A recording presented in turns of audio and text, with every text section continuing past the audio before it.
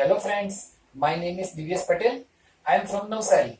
I will teach you physics for boards level. Okay, we will learn all the theories, exercise and examples and all of this. Okay, today we are starting with exercise of chapter 4, motion in a plane. Okay, today we are going to discuss only calculation types examples. Okay, in a live lecture we can discuss about theoretical types example. Okay, then we start from you can read questions over here.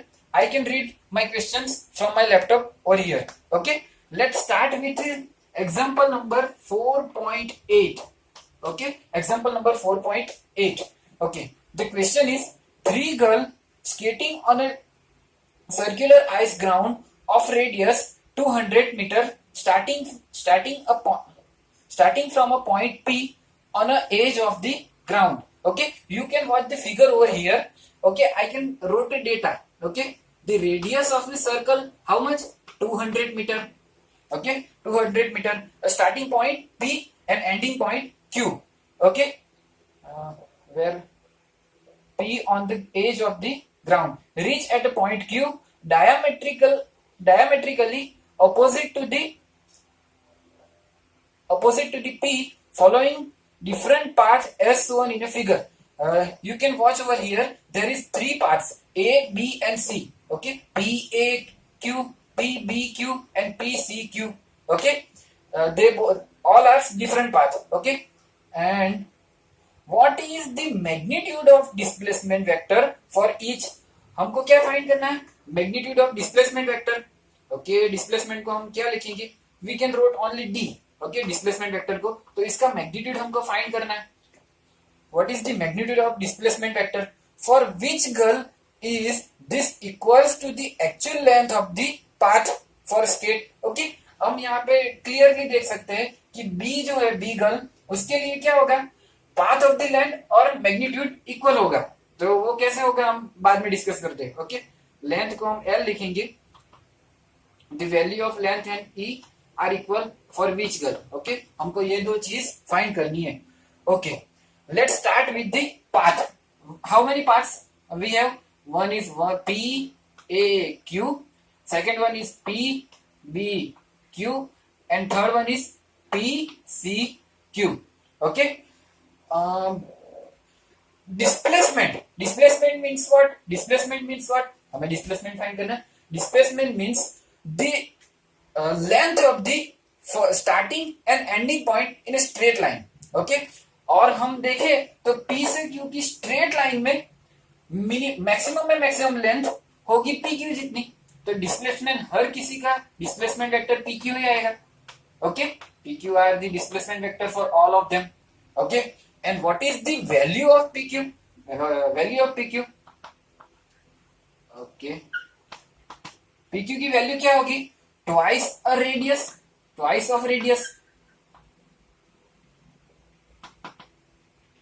Okay. Radius की twice होगी. दो गुना होगी radius की. और what is the radius? Radius of this circle ice ground is 200 meter. 200 meter होगी. Then the displacement would be value of displacement would be D is equal to 400 meter for all of them. Okay, एक चीज याद रखो, हम कोई भी path follow करेंगे, displacement का अर्थ क्या होता है? Starting point to ending point के बीच का minimum straight line distance. Okay, then this PQ is the straight line distance, diameter of the circle. Okay, then it's diameter होगा तो रेडियस का ट्वाइस होगा. Okay, it's 400 metre. तो displacement हर किसी का कितना होगा? 400 मीटर. एंड किसके लिए length and displacement are equals? जो लड़की स्ट्रेट लाइन में ट्रैवल करेगी उसके लिए डिस्प्लेसमेंट और लेंथ इक्वल होगी. तो यहां से एक और चीज याद रखनी है. क्या याद रखना है? जब भी हम स्ट्रेट लाइन में ट्रैवल करते हैं तब हमारी लेंथ और हमारा डिस्प्लेसमेंट दोनों इक्वल्स होता है. ओके, मुझे लगता है मैं थोड़ा स्पीड में जा रहा हूँ. ओके, नेक्स्ट सम से थोड़ा स्लो हो जाएंगे. तो फॉर गर्ल B और for displacement PBQ, the length of the traveling and the displacements are equals. Okay, मैं इरेज कर दूंगा, आप पॉज करके wrote it down. Okay, अपनी नोट्स में लिख लीजिएगा. Let's another sum. Let's do. Okay, we are going to calculation type sums. Number 9, 4.9. Okay, what is 4.9?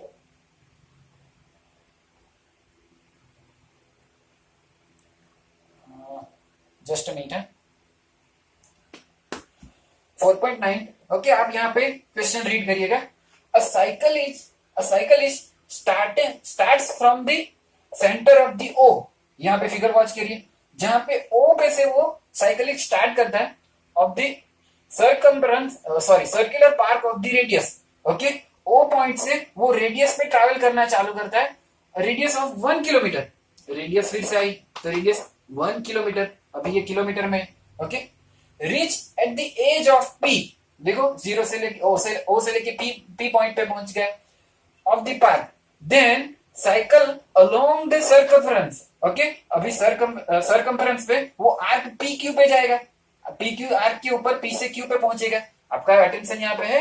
Okay, and return to the centre along QO as shown in a figure. Okay, figure में जैसे बताया यहां से O से start करेगा, P point पे जाएगा, फिर P पॉइंट पे आर्क पे ट्रैवल करके फिर Q पॉइंट पे आएगा, Q पॉइंट से फिर से रिटर्न हो जाएगा O पे. तो यहाँ पे डिस्प्लेसमेंट क्या होगा? 0. Why? The starting point and the ending point are same, then displacement will be 0. Okay okay, हमको क्या फाइंड करने को बोला, हम रीड करते हैं. If the round trip takes 10 minutes, how many time it's take? Time taken by round trip is 10 minute. अभी देखो ये यूनिट किलोमीटर में और ये मिनट में, तो आंसर ये would be kilometre per our और would be metre per second. तो हमें ये मिनट को चेंज करना पड़ेगा. या तो हम इसको आवर में कन्वर्ट करेंगे या फिर हम इसको सेकंड में कन्वर्ट करेंगे. Okay, what is the net displacement? Answer 0. हमको पता है नेट डिस्प्लेसमेंट को अगर हम डी लिखे then it's will be what is, हमको पता है 0 मीटर ही होगा. एवरेज वेलोसिटी को हम क्या लिखते हैं? Let's say v. Then average velocity would be, ये भी 0 ही होगा, डिस्प्लेसमेंट 0 हुआ था. Okay, and the average speed of the cyclist, ये हमको फाइंड करना पड़ेगा. एवरेज स्पीड को हम अगर s लिखे तो हमको ये फाइंड करना है. यूनिट क्या आएगा इसका? Metre per second. मुझे लगता है कि आपको इतना तो सब आ रहा होगा, मैंने जो डेटा बनाया वो. Okay, let's start the calculation. Okay, हमको डिस्प्लेसमेंट फाइंड करना है, तो डिस्प्लेसमेंट के बारे में क्या लिख सकते हैं? The net displacement would B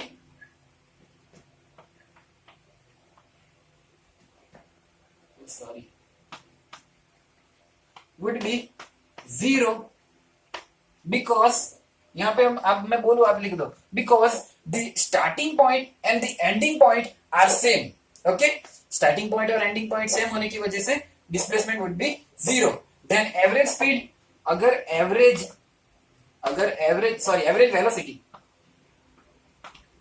average velocity की फॉर्मूला देखें तो एवरेज वेलोसिटी की फॉर्मूला क्या आएगी? Displacement upon time. Okay, the displacement upon time taken, the displacement is 0 or whatever the time is taken, it would be a 0 meter per second. Okay, the average velocity would be 0. And what is the speed of the average speed of the cyclist? Then इसको हमको find करना पड़ेगा. The average speed is equal to path length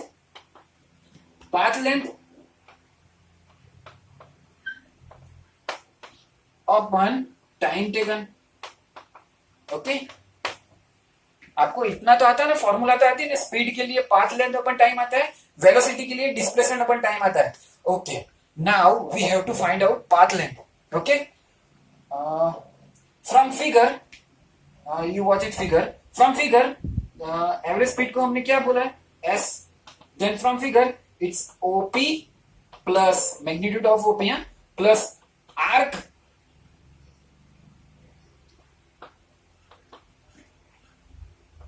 length of PQ plus QO upon time taken. देखो पहली चीज, हमारा OP, arc length of PQ और OQ all will be in kilometer. Why? The radius in kilometer. Then we can convert time into hour. Okay? तो अगर हमारा minute दिया है तो उसको आवर में कैसे कन्वर्ट करते हैं? एक मिनट को ही हमें कन्वर्ट करना है, 10 it's a number. Okay, we can write that 60 minute is equal to 1 hour. Then 1 minute is equal to how many hour? Okay, cross, then it's 1/60 hour. Okay, तो हमारा टाइम जो है वो आवर में कितना हो जाएगा? 10 इंटू 1/60, मतलब 10/16 hour. Okay, this is our time in hour. Let's put it down all the value. OP is the radius, then it's a 1 kilometer plus arc length of PQ. अभी arc length of PQ हम कैसे find करेंगे? हम दो तरीके से find कर सकते हैं. एक तो आप फिगर में से देख सकते हो, it's a fourth part of periphery. Okay, हमारा जो सर्कल है उसकी पेरिफेरी क्या लिखी जाएगी? 2 pi r. Then it's a 4 part of 2 pi r. It's become pi r by 2. ओके, हम ऐसे एक बात तो फाइंड कर सकते हैं, PQ, arc length of PQ, pi r by 2. And the another by formula in the second chapter you learn that the angle theta is equal to arc length PQ upon radius. हम ऐसे भी लिख सकते हैं ना, theta is equal to PQ by radius. हमको ये theta सिर्फ रेडियन में लेना है, हमको ये पता है थीटा रेडियन में आएगा. हमारे पास रेडियस की वैल्यू है तो हम आर्क लेंथ फाइंड कर सकते हैं. Then what it become? PQ is equal to R ऊपर चला जाएगा तो थीटा की जगह पे थीटा कितना होगा? देखो थीटा कितना होगा? 90 डिग्री. अगर उसे रेडियन में लिखे तो pi by 2 and radius would be R. तो हम ऐसे भी हम आर्क लेंथ फाइंड कर सकते हैं, arc length pi R by 2. यहाँ पे देखो, यहाँ पे भी आया पाई आर बाय 2.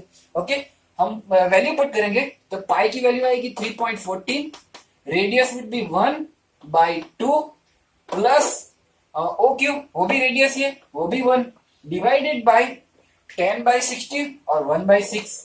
ओके, अभी ये कैलकुलेशन आपको करनी है. ओके, चलो एक कैलकुलेशन में करके दिखाता हूं. 1 प्लस ये हम करेंगे 3.14 divided by 2, then it's 1.5.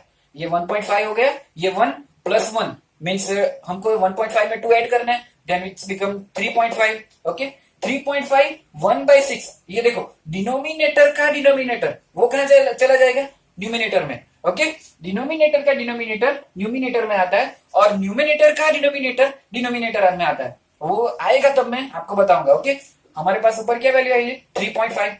6 multiply करना पड़ेगा उसको into 6, then it's become 21.42 metre per second. Okay, this is the average speed of our cyclist. Okay, 21.42 metre per second. शायद मेरी स्पीड थोड़ी सी ज्यादा है पर आपका पूरा अटेंशन यहाँ पे होगा तो आपको सब समझ में आएगा. क्या क्या किया हमने, क्या क्या किया? एक एवरेज डिस्प्लेसमेंट चाहिए था, नेट डिस्प्लेसमेंट. पर starting point and ending point are equal, then net displacement will be 0. वो एवरेज वेलोसिटी चाहिए थी, तो एवरेज वेलोसिटी की हम देखते फॉर्मूला है डिस्प्लेसमेंट अपन टाइम. अगर डिस्प्लेसमेंट ही 0 है तो वेलोसिटी भी 0 होगी. एंड एवरेज स्पीड चाहिए थी, तो एवरेज स्पीड के लिए क्या चाहिए? Path length upon time. तो पाथ लेंथ क्या होगी? OP, PQ arc and QO, ये टोटल पाथ लेंथ होगी अपन टाइम. तो पाथ लेंथ हमने फाइंड की. पाथ लेंथ जो आर्क था ना, आर्क हमने दो तरीके से फाइंड किया. एक डायरेक्टली पेरिफेरी का फोर्थ पार्ट है और दूसरा ये. मुझे ये ज्यादा पसंद है, क्यों? इसमें लॉजिकली ज्यादा समझ में आ जाता है और जल्दी समझ में आता है. ओके, किसी को ये आता है तो ये भी कर सकते हो. ओके, चलो ये क्वेश्चन समझ में आ गया. आप अब नोट डाउन कर लीजिएगा पॉज करके. ओके, हम नेक्स्ट क्वेश्चन देखते हैं. ओके, चलो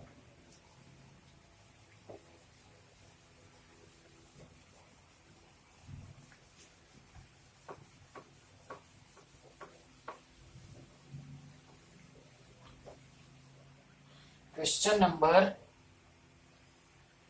ये जो क्वेश्चन नंबर 10 है ना, 6 time it's take a turn, वो 60 डिग्री पे टर्न टर्न टर्न लेता है, हेक्सागोनल बनता है. ये समय ना बहुत बड़ा है, ये बॉल के अंदर नहीं आ पाएगा, तो इसको हम लास्ट में थोड़ा थोड़ा करके देखेंगे. तो याद रखिए हमने 4.10 अभी लेफ्ट रखा है.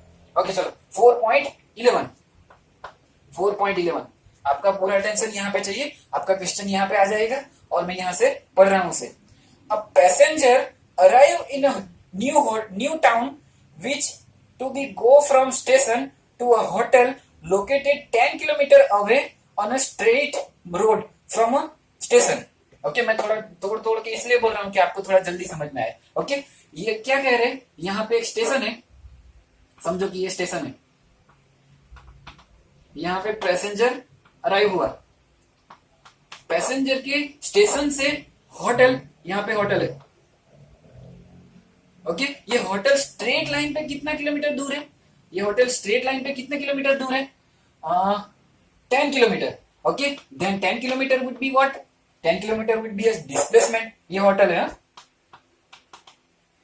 ओके तो ये पैसेंजर का डिस्प्लेसमेंट पूछा, तो डिस्प्लेसमेंट कितना होगा 10 किलोमीटर स्ट्रेट लाइन में मिनिमम डिस्टेंस. ओके या फिर से maximum maximum distance.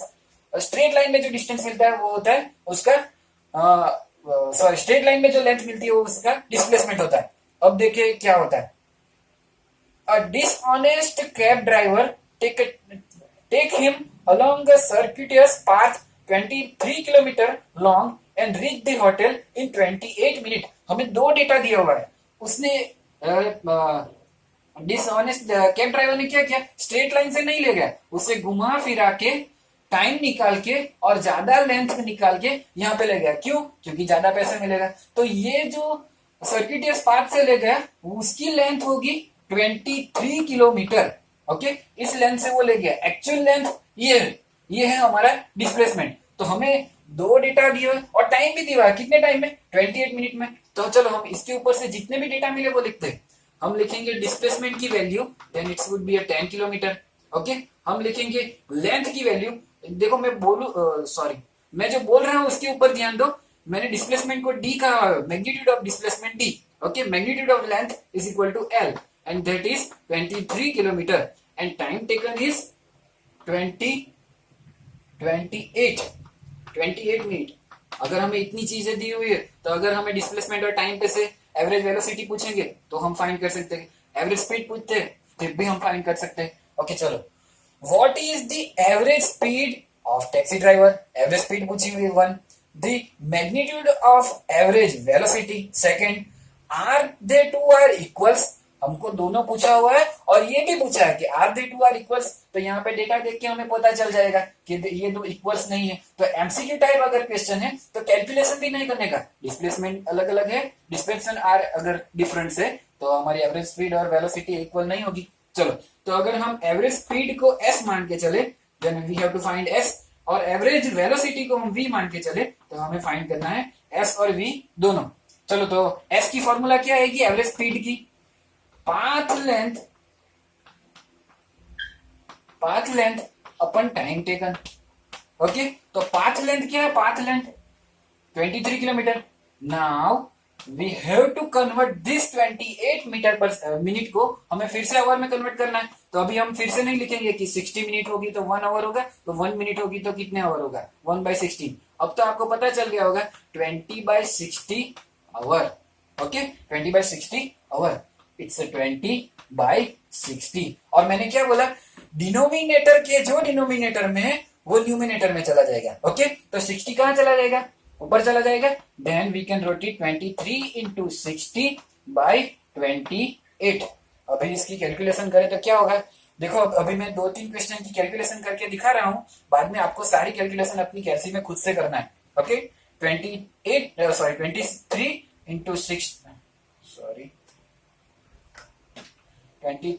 Into 60 1380 divided by 28. Okay then answer will be 40. मेरे से कुछ गलती नहीं होनी चाहिए, रुक जाओ. 23 is the path length, 23 into 60 जो भी आंसर आएगा divide by 28. डेटा मैंने परफेक्ट लिया मैंने 28. ओके तो आंसर आया 49.28 मीटर पर सेकंड. तो ये क्या हुआ, हमारी एवरेज स्पीड हो गई 49.28 मीटर पर सेकंड. ओके अगर हमें एवरेज वेलोसिटी फाइंड करनी है तो अब कितना इजी हो गया है. अगर एवरेज वेलोसिटी फाइंड करनी है तो हमें क्या करना पड़ेगा, कुछ नहीं, वेलोसिटी की फॉर्मूला लिखो, डेटा इनपुट करो और कैलकुलेशन करो. तो वेलोसिटी की फॉर्मूला लिख रहा हूं. वेलोसिटी की फॉर्मूला है displacement upon time taken. Okay, अभी मैं ये शॉर्ट में लिख रहा हूँ, एग्जाम में अगर आपको पूछा गया तो इसे शॉर्ट में नहीं लिखना है, पूरा लिखना है। ओके, डिस्प्लेसमेंट, डिस्प्लेसमेंट क्या हुआ है, 10 किलोमीटर। ओ सॉरी, मीटर पर सेकंड, मैंने यूनिट गलत लिखा, देखो मीटर पर सेकंड लिखा। हमारा जो डिस्प्ले लेंथ थी वो किलोमीटर में थी, टाइम जो टेकन था वो आवर में था, then the unit will be kilometre per hour. Okay, यहाँ पे भी क्या होगा, किलोमीटर पर आवर। ओके चलो, तो डिस्प्लेसमेंट कितना हुआ, 10 किलोमीटर। टाइम कितना टेकन लेना है, यही लेना है टाइम, तो क्योंकि टाइम तो 28 मिनट ही लगा यहां से यहां पहुंचने में। उसने ये रास्ता चुना, वो सर्किटस रास्ता चुना 23 किलोमीटर वाला, पर पहुंचा तो वो स्टेशन से होटल ही है ना। तो अगर डिस्प्लेसमेंट की नजरिए से देखे it's 10 kilometre, but time taken is 28 minute. Okay, तो टाइम तो 28 मिनट ही लेना है, तो 28 मिनट को आवर में कन्वर्ट करेंगे तो 28/60, डिनोमिनेटर का 60 न्यूमिनेटर में चला जाएगा, 10 इंटू 60/28, तो 10 इंटू 60 600। चलो, तो हमें 600 से डायरेक्ट डिवाइड करना है, 600 डिवाइड बाई 28, तो ये आ जाएगा 21.42 किलोमीटर पर आवर। ओके, देखो आधे से भी कम है, आधे से भी कम है, देखो कितना है, 21.42 किलोमीटर पर आवर। मतलब क्या हुआ, हम जो कम टाइम में पहुंच सकते थे वहां पे बहुत ज्यादा टाइम भी लगाया उन्होंने और बहुत ज्यादा पैसा भी लिया होगा कैब ड्राइवर ने। ओके, तो आपको अब तो डिस्प्लेसमेंट और वेलोसिटी का डिफरेंस और कैलकुलेशन आ गया होगा। अगर हमको स्पीड फाइंड करनी है तो पाथ लेंथ अपन टाइम लेना है, अगर वेलोसिटी फाइंड करनी है तो डिस्प्लेसमेंट अपन टाइम लेना है, और जो डेटा दिया है उसको ध्यान से, और यूनिट अगर कन्वर्ट करना है तो वो भी करना है। ओके चलो, आप पॉज करके नोट इट डाउन। ओके, यहाँ पे अटेंशन रखिएगा, अगर अटेंशन यहाँ पे नहीं होगा तो कुछ भी मतलब नहीं यहाँ पे पढ़ने का। ओके चलो, नेक्स्ट देखते हैं क्या दिया हुआ है। ओके, इसको मैं इरेज कर देता हूं पहले।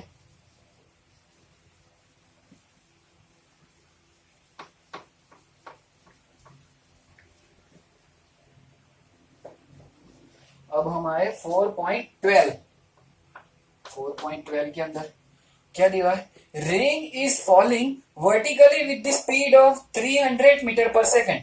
ओके, रेन की वेलोसिटी क्या दी हुई है, रेन की velocity, rain's velocity of rain यहाँ पे ऐसे लिखेंगे 300 मीटर पर सेकंड। ओके, अब मीटर पर सेकंड है, metre into second to -1 metre per second ही होता है। ओके, और वर्टिकली रेन फॉर, तो वर्टिकली डाउन ही गिरेगा रेन, अभी अपवर्ड नहीं जाएगा। ओके चलो आगे देखते हैं। A woman ride a bicycle with the speed of 10 metre per second. Okay, woman की स्पीड दी हुई है, तो स्पीड ऑफ वुमन ऐसे लिखेंगे VW is 10 metre per second, metre per second में ही है। Okay, in the north to south direction, अभी हमें डायरेक्शन भी दी, चलो तो हम डायरेक्शन के साथ ड्रॉ करेंगे इसे। तो आप यहाँ पे फिगर ड्रॉ देख रहे हो, यहाँ पे मैं ऐसे ड्रॉ कर रहा हूँ। वुमन, यहाँ पे हम नॉर्थ लेते, यहाँ पे हम साउथ लेते, तो वुमन की वेलोसिटी इस डायरेक्शन में होगी, VW would be in this direction. यहाँ पे हमको हमेशा, सॉरी, हमको ऑलवेज सेंटर पॉइंट पे से सारी डायरेक्शन दिखानी होती है, तो सेंटर पॉइंट से ये हो गया हमारी वुमन की velocity. Okay, woman will drive and north to south. हमारा रेन का नीचे गिर रहा है vertically, it's rain speed. Okay okay, it's vector quantity. चलो, तो क्या दिया है, woman's cycle it bicycle 10 metre per second north to south. What is the direction what is the direction in which she should hold her umbrella? Okay, वो अपनी umbrella किस direction में hold करेगी। तो अभी देखो बारिश नीचे हो रही है और वुमन स्पीड से इस तरफ जा रही है, तो उसको बारिश सीधी गिरने के बावजूद भी ऐसी टेढ़ी लगेगी, क्योंकि वो बहुत स्पीड से ऐसे जा रही है, तो बारिश तो स्ट्रेट हो रही है पर उसको जल्दी से लगेगी। तो उसकी अम्ब्रेला किस डायरेक्शन में होनी चाहिए, umbrella would be in this direction. हम अम्ब्रेला ड्रॉ करें, this is the umbrella. Okay, my figure is not a good, but अगर ये अम्ब्रेला ड्रॉ करें तो अम्ब्रेला की पीछे का हैंडल भी आता है, ऐसे ड्रॉ करें तो अम्ब्रेला की डायरेक्शन क्या होगी, ये होगी अम्ब्रेला की डायरेक्शन। ओके, पर हमें सेंटर पॉइंट से सारे दिखाना है, और सेंटर पॉइंट से दिखाएंगे तो ये वर्टिकल के साथ एंगल बनाया, उस एंगल को अगर हम अल्फा बोले, दिस इज दी अल्फा, और हमें यही फाइंड करना है, डायरेक्शन फाइंड करना मतलब अल्फा फाइंड करना है। ओके चलो, तो हमको क्या क्या पता है, एक वर्टिकल में रेन गिर रहा है, वुमन की स्पीड दिस डायरेक्शन में, और हमको 10 अल्फा फाइंड करना है। तो देखो रेन डाउनवर्ड्स है, वुमन की स्पीड लेफ्ट टू राइट है, एक भी कोई भी एक कोऑर्डिनेट में नहीं है, तो हम क्या करेंगे, ये जो है ना उसका उल्टा यहाँ पे डिजाइन करेंगे। तो अगर जो मैं ये ड्रॉ करूं तो ये मैं माइनस वी ओमेगा कह सकता हूं, माइनस वी ओमेगा, ये जो वी ओमेगा है एग्जैक्ट उसका उल्टा यहाँ पे मैंने ड्रॉ किया हुआ है, minus V omega. And if this vector is minus V omega and this is V R, then its resultant would be in like this. ये वी ओमेगा को यहाँ पे ड्रॉ करो, द ट्राइंगल लॉ आपने पढ़ा है ना, ट्राइंगल लॉ।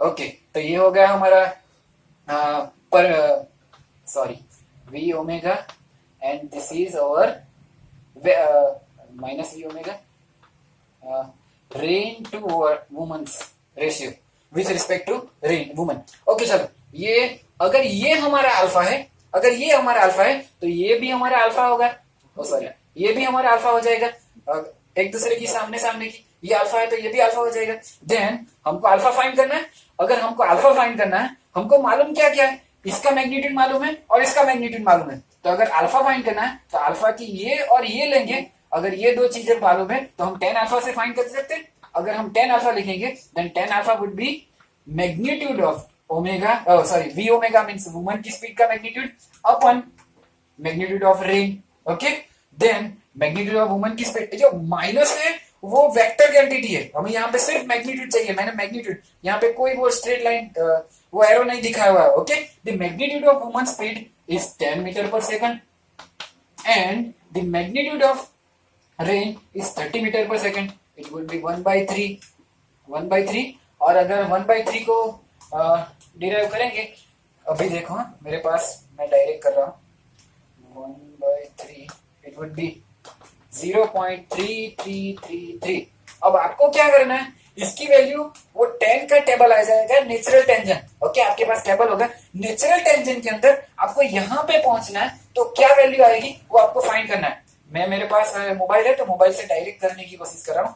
10 0.333 4 टाइम्स ले लेता हूँ, तो इसमें तो अलग टाइप का आंसर आ रहा है। तो आपको ये फाइंड करना है और वेरीफाई करना है कि आपका आंसर बुक्स के अंदर जो आंसर दिया हुआ है उसके साथ मैच करता है कि नहीं करता। Okay, it would be something 18 degree और 18 डिग्री 24 मिनट समथिंग आएगा। ओके, 10 की वैल्यू कैसे फाइंड करनी है, 10 की ये वैल्यू को आपको नेचुरल टेंजेंट के अंदर देखना है और इस उसके अंदर जो भी वैल्यू आती है वो वैल्यू डिग्री के अंदर लिखनी है। एक्चुअली में कैलकुलेशन कैसे होती है, एक्चुअल कैलकुलेशन कैसे होती है, तो ऐसे होता है, it's 10 alpha is equal to 0.33333, then alpha would be 10 inverse. ये मैथमेटिकल वालों को ज्यादा जल्दी समझ में आएगा, ये अभी इतनी जल्दी समझ आने वाली चीज नहीं है। 10 इनवर्स 0.3333। ओके, अब यहाँ पे हम जो भी 10 की वैल्यू फाइंड करेंगे, लेट्स गेस इट।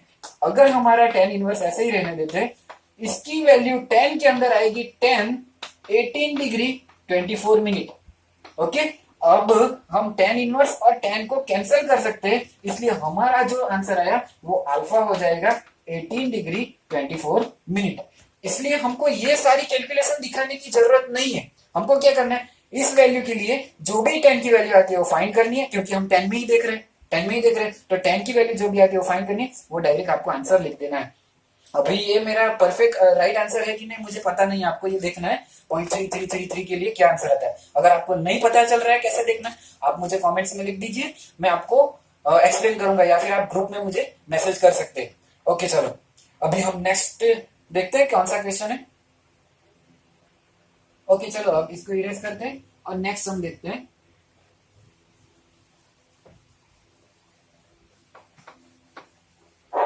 आप यहाँ पे अटेंशन रखिएगा, अगर आप नोट डाउन नहीं भी कर रहे हो, सिर्फ देख रहे हो तब भी चलेगा, पर अटेंशन पूरी तरह से यहाँ रखिएगा, वरना ऐसा लगेगा कि क्या बोरिंग हो रहा है, आपका ध्यान कहीं और जा रहेगा, आप कुछ और सोच रहे होगे और मैं यहाँ पे कुछ और करवा रहा हूँ। ऐसा नहीं होना चाहिए। ओके, यहाँ पे पूरा ध्यान होना चाहिए।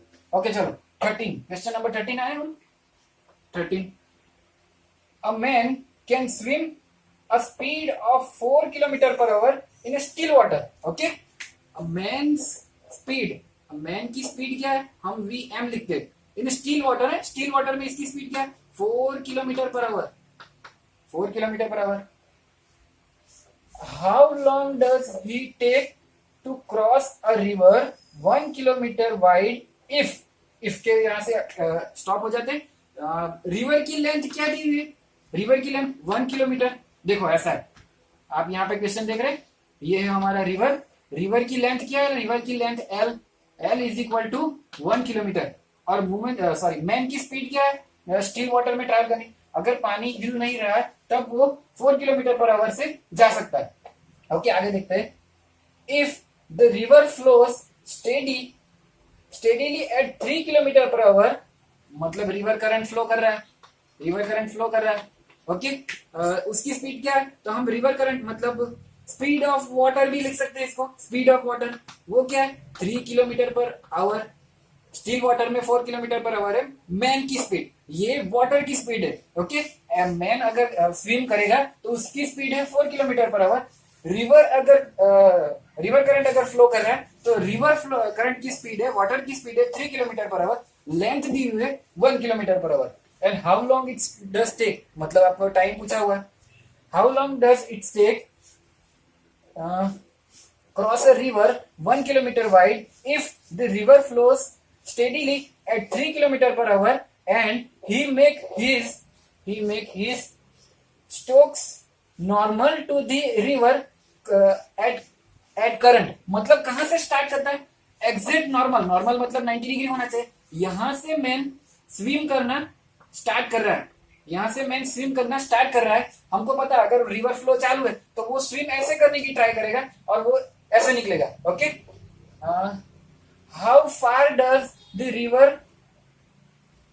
he go रुको, how far does the river how far down, sorry यहाँ से थोड़ा बहुत स्मॉल है ना, दिख नहीं रहा। how far down the river does he go when he reach the another bank, यहां से यहां पे पहुंचेगा तो वो रिवर से ये कितना फार जाएगा, ये हमको लेंथ पूछी हुई है। एक टाइम पूछा हुआ है, how much time it's take to cross the river, time कितना लगेगा रिवर को क्रॉस करने में। दूसरा अगर उतने ही टाइम में वो रिवर बैंक के दूसरी साइड पहुंचता है तो वो कितना डिस्टेंस ट्रैवल करेगा। ओके चलो हमको ये ट्राइंगल मिल गया, ट्राइंगल मिल गया तो हम ट्राइंगल पे से ही सॉल्व करने की कोशिश करेंगे।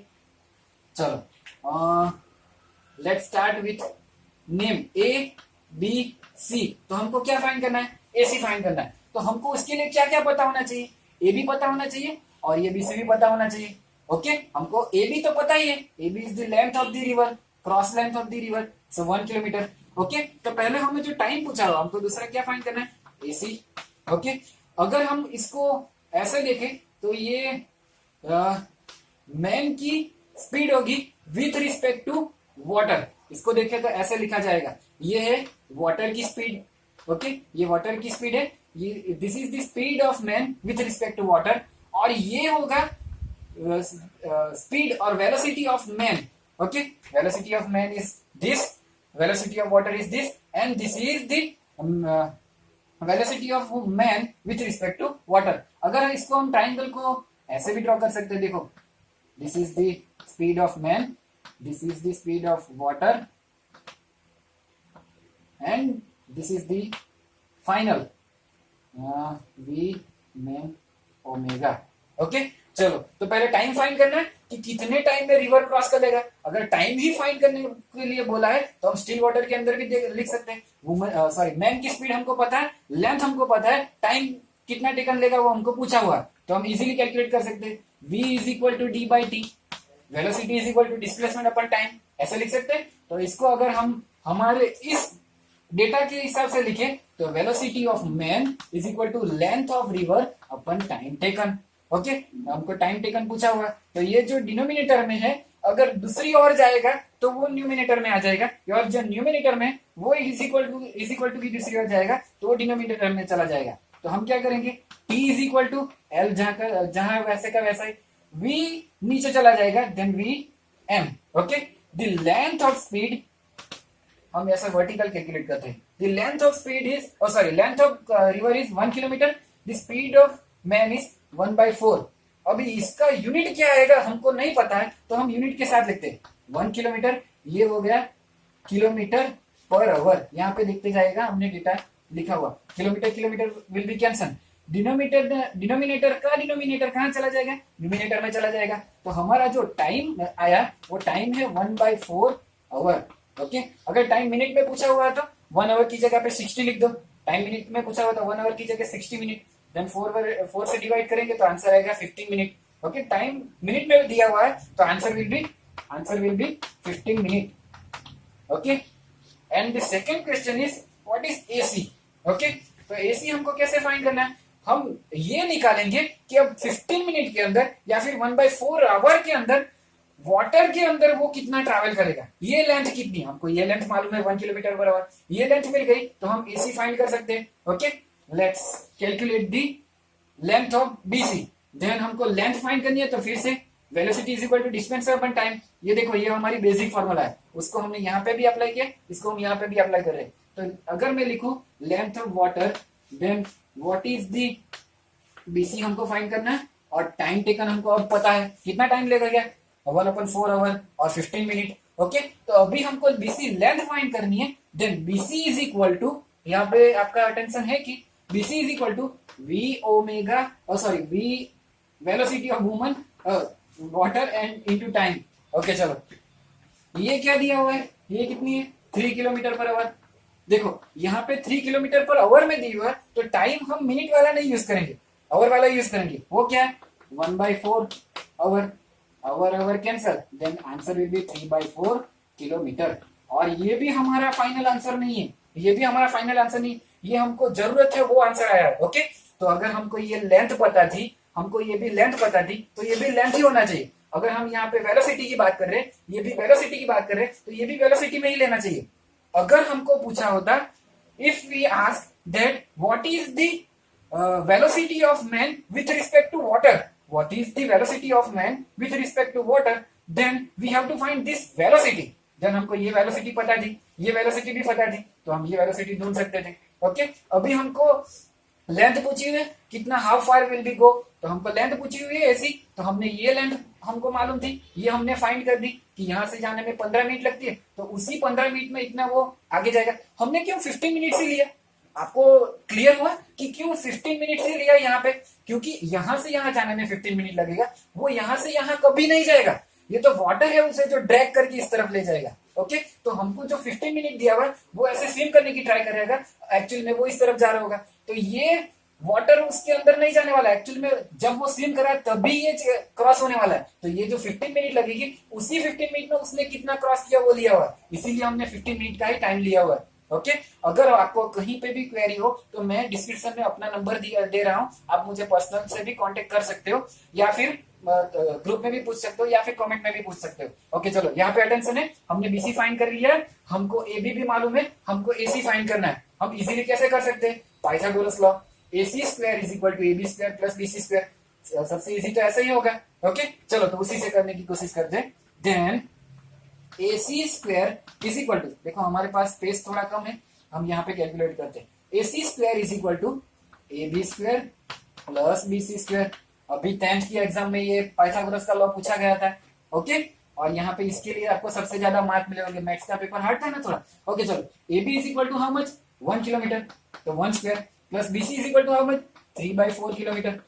ओके, चलो तो 1 स्क्वायर 1, 3 स्क्वायर 9 एंड 4 स्क्वायर 16। 16 को यहाँ पे मल्टीप्लाई करेंगे तो क्या होगा 16 यहाँ पे मल्टीप्लाई हो जाएगा, क्रॉस ये पता है ना, आप एलसीएम भी लेके कर सकते हो, सबसे इजी है क्रॉस प्रोडक्ट, जो भी डिनोमिनेटर है उसको क्रॉस कर दो, लास्ट में जो सबका मल्टीप्लीकेशन में ले दो, तो 16 यहाँ पे कैलकुलेट मल्टीप्लाई करेंगे तो 16 प्लस 9 उसको डिवाइड करेंगे, और अब डिनोमिनेटर में कितना आ जाएगा 16। AC स्क्वायर चल रहा है, AC square 16 plus 9 is equal to, ये तो ऐसे ही हो जाएगा, कैलसी की जरूरत नहीं, 16 प्लस 9 इज इक्वल टू 25/16। अभी हमारा आंसर नहीं आया, अभी जो आंसर आया वो AC स्क्वायर आया है। अगर हमको AC चाहिए तो क्या करना पड़ेगा, इसका अंडर रूट लेना पड़ेगा, तो हम AC का अंडर रूट कहाँ पे लेते हैं, यहाँ पे ही चलते रहे, अंडर रूट ऑफ 25/16। 25 किसका अंडर रूट है, किसका स्क्वायर रूट निकलेगा, 25 का स्क्वायर रूट निकलेगा 5, और 16 किसका निकलेगा 4, तो आंसर इज 5/4। और 5/4 कितना होता है, 5/4 कितना होता है, 5/4 होता है 1.5 आएगा, 10 बचेगा ना, तो 1.25 आएगा। Okay, 1.25 kilometre. क्यों आंसर किलोमीटर में आया, क्योंकि यहाँ पे जो हमने 1 लिया था वो भी किलोमीटर में था, ये यहाँ पे जो हमने 3/4 लिया हुआ वो भी किलोमीटर में, तो आंसर विल बी 1.5 किलोमीटर। तो एक्चुअली में वो कितना फार जाएगा 1.25। उसके ट्रैवल कितना करना था 1 किलोमीटर, तो एक्चुअली में उसने कितना स्विम किया 1.25। तो 1.25 will be your answer 1.25 kilometre. Okay, यहाँ पे क्या हार्ड था, यहाँ पे क्या हार्ड था कैलकुलेशन नहीं, कैलकुलेशन आपको इस सम की आ जाएगी, वो इतनी हार्ड नहीं है। हार्ड है फाइंड करना कि क्या हमें फाइंड करना है। ओके, ये समझना कि क्या हमें फाइंड करना है। ये फिगर को बहुत ध्यान से समझिएगा, वीडियो में पीछे जाके एक बार फिर से देखिएगा कि मैंने कैसे AC स्क्वायर कैसे फाइंड किया, या फिर AC ही क्यों फाइंड करने के लिए बोला। ओके, चलो अभी नेक्स्ट देखते हैं। इसको इरेज कर रहा हूं, पॉज करके लिख लीजिएगा।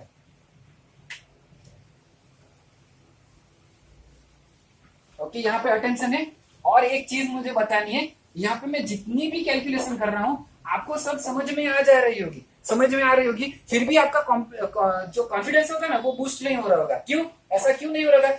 ये तभी होगा जब आपको पहले से पता हो कि ये कैसे करना है, या फिर अभी जो आप क्वेश्चन पढ़ रहे हो तब आपको मेरे से पहला पता चल जाए कि कैसे करना है, तभी आपका कॉन्फिडेंस बूस्ट होगा। और वो कैसे होगा, उसको करने का एक ही तरीका है, थियोरी को प्रॉपरली उसका नॉलेज लो थियोरी का। और सारे क्वेश्चन जितने भी मैं इक्वेशन लिख रहा हूँ वो आपको भी आना चाहिए। अगर आपको नहीं आ रहा है, मैं यहाँ पे लिखता हूँ, बाद में आपको पता चल रहा है, means you are not preparing well. Okay, तो आपको वो पहले से आना चाहिए।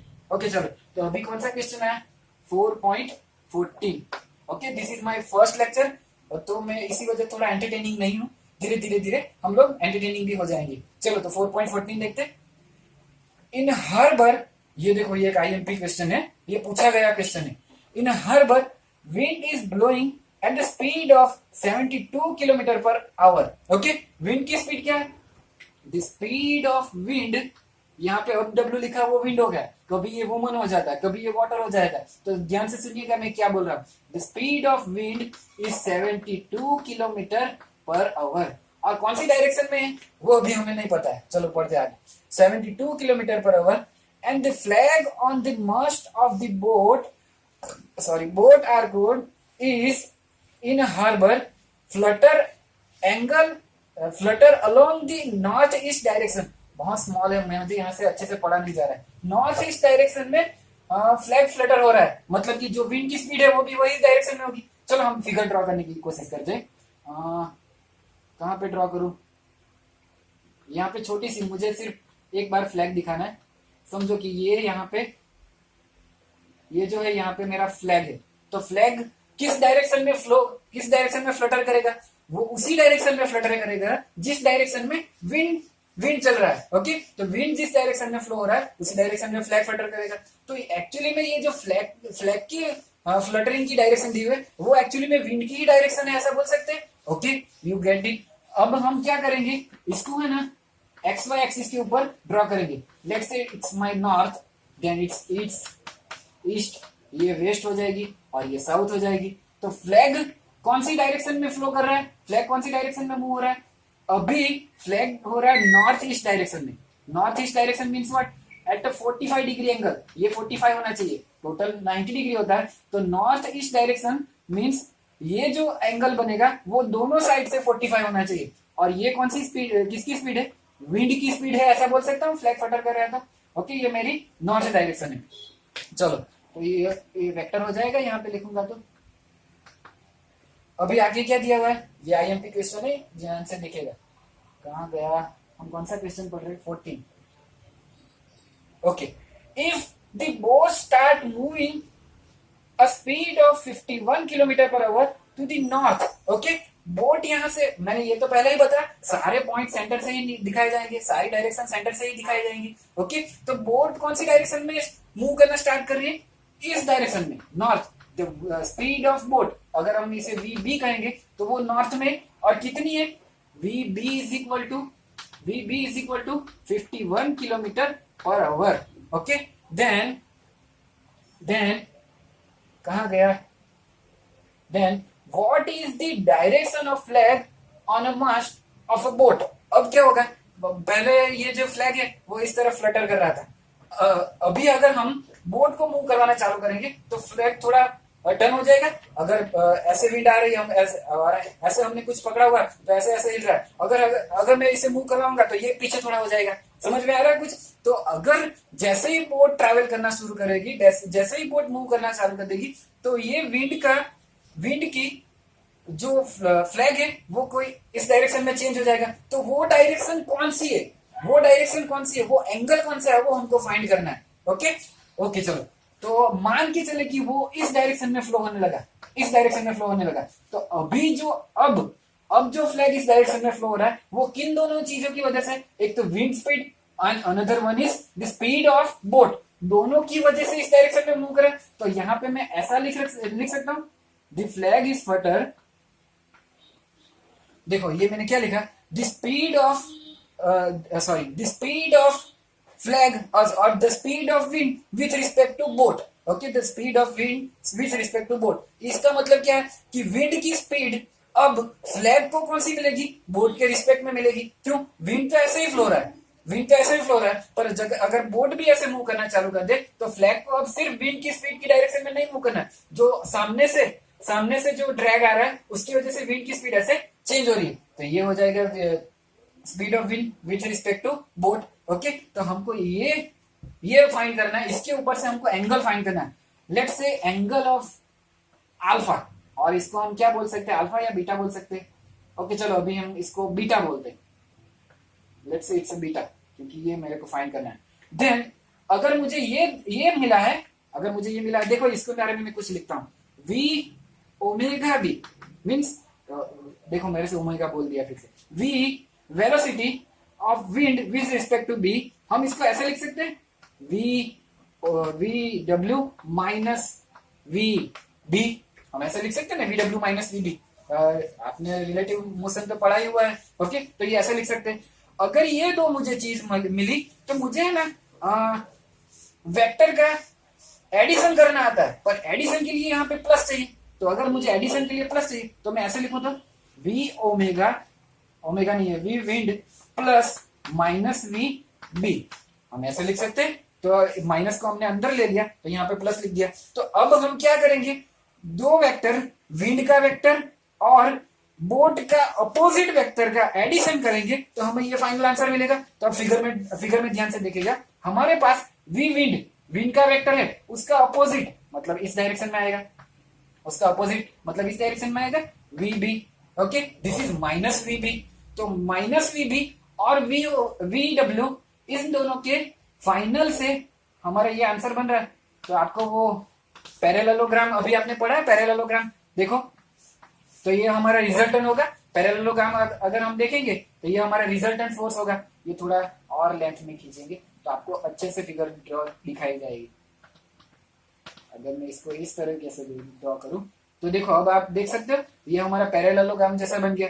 तो अभी ये हमको फाइनल के अंदर ये डायरेक्शन फाइंड करना है। तो ये कौन सी डायरेक्शन है, ये मेरा डाउनवर्ड वेक्टर है, ये मेरा ऊपर का वेक्टर है। तो मुझे ऊपर के वेक्टर के साथ जो बीटा एंगल बना हुआ है वो मुझे फाइंड करना है। अभी देखा जाए तो मुझे ये कितना एंगल है ना वो मुझे डायरेक्ट मालूम है। ओके, अभी ये एंगल कितना है वो मुझे डायरेक्ट मालूम है। देखिए कैसे, ये एंगल मुझे मालूम है, तो मुझे कौन सा फाइंड करना है। ओके, मुझे ये टोटल एंगल मालूम है। कैसे, ये 45 था तो ये दूसरा कितना होगा, ये भी 45 होगा, और नीचे यहां पे आ जाऊं तो ये कितना होगा, 90 डिग्री होगा। तो मुझे विंड और वी बी के बीच का एंगल मालूम है। यहाँ पे अटेंशन रखिएगा थोड़ा ध्यान से, ये वी बी है और सॉरी वी विंड है और ये वी बी है। तो उन दोनों के बीच का जो ये एंगल है, टोटल ये एंगल, ये मुझे मालूम है। कैसे मालूम है, यहां से ये लिखा, ये 45 था तो यहाँ की एक्स एक्सिस के ऊपर ये भी 45 होगा, तो ये इतना 45 हुआ, और ये टोटल 90 डिग्री। तो ये टोटल कितना हुआ, 45 प्लस 90 डिग्री 135। तो वी विंड और वी बी के बीच का एंगल मुझे 135 मालूम है, और मुझे 10 बी ढूंढना है। तो देखो यहाँ पे मैंने जब से ये क्वेश्चन स्टार्ट किया, सारी डिजाइन में यहाँ पे ही कर रहा हूँ। क्यों, ये आईएमपी क्वेश्चन है और यहाँ पे यही सारी चीजें समझनी है। बाद में अगर 10 बी आपको फाइंड करना है तो पैरेललोग्राम का फाइनल 10 बी ढूंढना है, तो हम ऐसे लिख देंगे 10 B is equal to A sine theta upon B plus A cos theta. ये आपने फॉर्मूला पढ़ी हुई है, शायद आपने 10 अल्फा की पढ़ी हुई है। 10 अल्फा लिखेंगे तो क्या लिखेंगे, 10 अल्फा लिखा तो क्या लिखेंगे, B sine theta upon a plus B cos theta, ये आपने पढ़ा हुआ है ना, ये आपने पढ़ा हुआ है। a मीन्स व्हाट, नीचे के वेक्टर, सॉरी डाउनवर्ड वेक्टर, और b मीन्स व्हाट, ऊपर वाला वेक्टर। ओके, जो ऊपर का वेक्टर है उसे b बोलते हैं, नीचे वाला वेक्टर है उसको a बोलते हैं। इतना तो पता चल रहा है। तो उसके हिसाब से हमको ऊपर के साथ जो एंगल बना है उसे बीटा बोलते हैं, ये फाइनल वेक्टर ने नीचे के साथ जो एंगल बना है उसे अल्फा बोलते हैं। तो अभी हमको क्या फाइंड करना है, बीटा फाइंड करना है। तो beta is equal to A sine theta upon B plus A cos theta होता है। तो अभी हम सारे डेटा यहाँ पे इस डिजाइन के हिसाब से इनपुट करेंगे। हमको tan बीटा ढूंढना है, ये नहीं ढूंढना है, मैं इसको इरेज कर देता हूं। आप ये कहीं पे लिख लीजिएगा, कभी आपको अल्फा भी ढूंढना हो सकता है। ओके चलो, तो हम अभी बीटा फाइंड करते हैं। चलो, तो a इज इक्वल टू क्या लिखा जाएगा, डाउनवर्ड का जो वेक्टर है वो तो उसकी वैल्यू क्या है, vb। अभी यहाँ पे हमको सिर्फ मैग्नीट्यूड चाहिए, डायरेक्शन माइनस प्लस नहीं चाहिए। vb साइन थीटा, तो थीटा की जगह पे मैं 135 लिखूं, चलेगा? आपको समझ में आया कि नहीं आया? इसको मैं नीचे लिखता हूँ, शायद नहीं दिखाई दे रहा होगा, इसको हम पहले से लिखता हूँ फिर से। चलो देखो, पहले थीटा की बात करते हैं फिर से। मैंने थीटा क्या है, थीटा है मेरा अपवर्ड वेक्टर और डाउनवर्ड वेक्टर के बीच का एंगल। आपको वो फिगर याद है, ऐसी थी ए, सॉरी ये हमारा बी हो गया। देन हमने यही स्ट्रेट लाइन यहाँ पे ड्रॉ की हुई थी, ये बी। ओके, देन ये हमारा ए है। सारी चीजें मैं फिर से ड्रॉ कर रहा हूं। This is my resultant vector R, then R is equal to A plus B. तो देखो अभी जो मेरा रिजल्टेंट है वो मेरा ए प्लस बी होता है, ए प्लस बी। तो देखो होता है जो मेरा रिजल्टेंट है वो ए प्लस बी होता है। समझ में आ रहा है? मैं ये इस डायग्राम के हिसाब से इस फिगर को मैंने डिजाइन किया हुआ है। तो थीटा क्या है, थीटा डाउनवर्ड वेक्टर और अपवर्ड वेक्टर दोनों के बीच का एंगल है, उसे हम थीटा बोलते हैं। तो डाउनवर्ड वेक्टर मेरा वी बी है यहाँ पे। अभी जो ये फिगर है ना उसको उठा के ऐसे रख दो तो आपको पता चलेगा ये मेरा रिजल्टेंट है बीच वाला, ये ऊपर वाला वेक्टर है ये बी है, और ये जो ए है वो नीचे जा रहा है। ओके, या फिर इसको उठा के इसके ऊपर टर्न करके यहाँ पे रख दो तभी आपको पता चलेगा ये बी है ऊपर वाला, ये जो है वो ए है, और ये मेरा रिजल्टेंट है। ओके, तो उन दोनों के बीच का एंगल को थीटा बोलते हैं। तो उन दोनों के बीच का एंगल कितना आया था, 45 प्लस 90। तो थीटा कितना मिला था, थीटा इज इक्वल टू था 135। ओके, उसी तरीके से ऊपर वाले के साथ रिजल्टेंट जो एंगल बनाता है उसको हम बीटा बोलते हैं। नीचे वाले वेक्टर के साथ जो रिजल्टेंट वेक्टर बनाता है उसको हम अल्फा बोलते हैं। यहाँ पे आगे भी था ऐसा ऐसा ऐसा, और इसके हिसाब से हमने ये थीटा है, ये थीटा है, तो हम बी का ये बी कॉस थीटा और ये बी साइन थीटा ऐसा करके हमने फाइंड किया था। तो उसके हिसाब से मैं लिख रहा हूं tan beta is equal to A sine theta upon B plus A cos theta. Okay, तो हम यहाँ पे सारी वैल्यू इसके हिसाब से ये फॉर्मूला लिखा। अब इस फॉर्मूला में हमारी जो डिजाइन थी उसके हिसाब से डेटा लिखेंगे। ओके, तो थीटा पता चला ना 135 है। ओके चलो अब मैं डेटा लिखता हूँ। तो ए मीन्स व्हाट, डाउनवर्ड वेक्टर। तो डाउनवर्ड वेक्टर कौन सा है, बी है। तो यहाँ पे वैल्यू क्या आएगी, वीबी। यहाँ पे पूरा अटेंशन रखिएगा, ये आईएमपी क्वेश्चन है, पूछा जाने वाला क्वेश्चन है। साइन थीटा की वैल्यू कौन सी, थीटा की वैल्यू कितनी है, 135। तो 135 को मैं यहाँ पे ऐसे लिख देता हूँ 90 प्लस 45। यहाँ पे देखो 90 प्लस 45 है। क्यों आपको बाद में पता चलेगा। बी मीन्स व्हाट, ऊपर वाला वेक्टर। तो ऊपर वाला वेक्टर कौन सा है, वी विंड, प्लस ए कौन सा, A V B cos 90 plus 45 degree. Okay, आपको ये पता चल रहा है ना अब। ओके चलो, अब हमको सारी कैलकुलेशन करनी है। वी भी हमको मालूम है, मैग्नीट्यूड पूछा है तो हमको मालूम है 51। विंड भी हमको मालूम है, मैग्नीट्यूड पूछा हुआ तो मालूम है 72।